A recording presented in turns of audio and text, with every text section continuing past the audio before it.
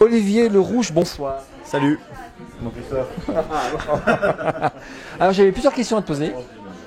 Depuis quand utilises-tu la plateforme Spiral? Je crois que c'est 2008. 2008, bonne réponse. Quels sont tes usages autour de Spiral? Alors, mes usages autour de Spiral. Vous avez une demi-heure. Ouais, ça, ouais. On en a trois. Environnement numérique formation. Donc avec des sites web qui servent à la fois de centre de ressources et dans lesquels on peut aussi développer du e-learning et ou de la FOAD. Des environnements numériques sport. Donc là, c'est des centres de ressources autour de l'entraînement. Et donc dans lequel on peut retrouver des carnets d'entraînement, c'est un des sujets qu'on a un peu abordé au Barcamp ce soir et voilà, on peut retrouver évidemment tous les documents en lien avec la préparation des sportifs, des environnements privés, publics, enfin bon voilà, autour de l'entraînement. Et le troisième, c'est des centres de ressources autour de réseaux, quoi, de groupes de travail qui centralisent l'information au travers de Spiral. Et par contre, l'une des spécificités, je pense, de l'école, c'est que on va dire que 80% aujourd'hui, peut-être plus, passent par des sites web qui proposent des interfaces publiques, avec toutes les réflexions qu'il y avait autour des notions de réseau, de communauté et de groupe. D'accord. Alors, j'ai posé la même question à tous les participants, mais nous, on est co-organisateurs de ce séminaire. Que penses-tu de cette formule? Je la trouve bien. Je trouve qu'on a fait des progrès, dans le sens où on a réussi, je pense, enfin on verra le bilan demain j'imagine, mais à répondre aux besoins des différents niveaux d'utilisateurs. C'est-à-dire des gens qui viennent pour appréhender la plateforme, jusqu'à des gens qui ont besoin d'échanger avec les développeurs par rapport à des besoins de développement, par rapport à des points précis, des éléments techniques, etc.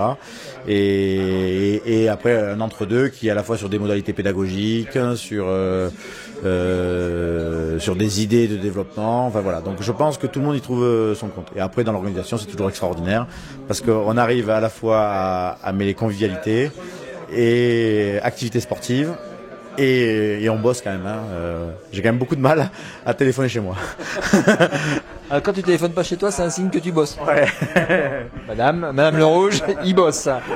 S'il y avait un truc à changer, un truc à garder? Dans le séminaire là? C'est une démarche réflexive qu'on est en train de mener ce soir.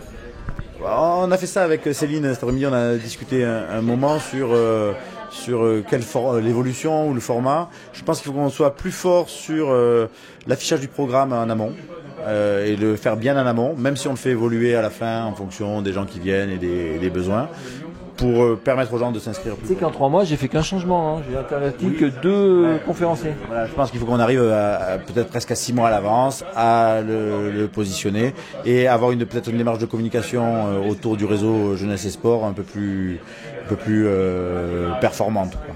Voilà. Ça.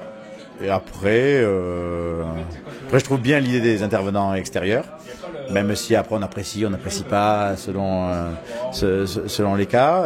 Et même moi, sur certains où je trouve que bon, ça me correspond pas trop, mine de rien, ça questionne mes propres pratiques et ça me donne des idées. Alors finalement, dans tous les cas, on est gagnant. Et là, pour agiter le cocotier, on a agité fort le cocotier hier. Et non. Et je trouve que par rapport à Boulouris, on a réussi à produire quelque chose qui répondait au bilan qui était fait à Boulouris. Demain, il faudra faire un bilan, on se prend une petite demi-heure avec tout le monde, voir ce qu'ils en pensent. Bon, très bien. Merci, Monsieur Le Rouge. C'est un plaisir. Et puis, à très bientôt, au prochain séminaire. On peut annoncer où il sera? Je sais pas, tu veux le faire où? On demandera aux gens demain, on a des propositions. Mais ton idée de le faire à Lyon, chez nous, c'est pas mal. C'est une bonne idée, moi. Je trouvais intéressant que là, on a fait un peu... Alors, moi, j'ai 2 idées, en fait. Il y en a une qui me plaît assez. Je me dis Montpellier, ça pourrait être sympa. Faut aller voir sa maman. Voilà, ma maman sera contente. Et puis... Pourquoi Montpellier, alors? Ouais, c'est un Crêpes, c'est une zone géographique qu'on n'a pas explorée encore, où on n'est pas allé, voilà. Bon, je sais pas, voilà, je pensais à ça. Je trouvais ça sympa. Je trouve qu'aller à Lyon, c'est vrai que maintenant on a gravité autour des établissements jeunesse et sport, c'est très bien. Mais finalement, qu'on aille tous un peu à Lyon, rencontrer le service, rencontrer les gens. Et j'ai l'impression qu'on est aussi sur quelque chose qui là, quand on parle de carrière d'entraînement, je trouve qu'on est en train de se dire peut-être qu'on pourrait aller vers des développements un peu plus spécifiques par rapport à nos préoccupations jeunesse et sport. Je pense même au grands débats hier sur les questions de droit.